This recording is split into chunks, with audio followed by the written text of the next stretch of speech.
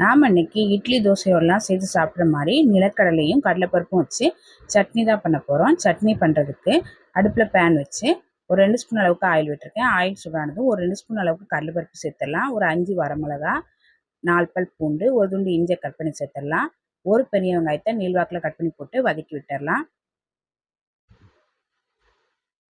இப்போ வெங்காயம் இந்த அளவுக்கு வதங்கினது இது கூட பெரிய சைஸில் ஒரு தக்காளியை கட் பண்ணி போட்டு வதக்கி விட்டுடலாம். இது கூட கொஞ்சமாக கருவேப்பிலையில் சட்னிக்கு தேவையான அளவு உப்பு, கொஞ்சமாக பெருங்காயத்தூள் எல்லாம் சேர்த்து வெங்காயத்தையும் தக்காளியும் நல்லா வதக்கிடலாம். வெங்காயம் தக்காளி நல்லா வதங்கினது இது கூட ஒரு 2 ஸ்பூன் அளவுக்கு வறுத்த வேர்க்கடலை சேர்த்து கலந்து விட்டுட்டு அடுப்பை ஆஃப் பண்ணிவிட்டு ஆற வச்சுட்டு மிக்சி ஜாரில் மாற்றி கொஞ்சமாக தண்ணி சேர்த்து சட்னியை அரைச்சிட்டு வந்துடலாம்.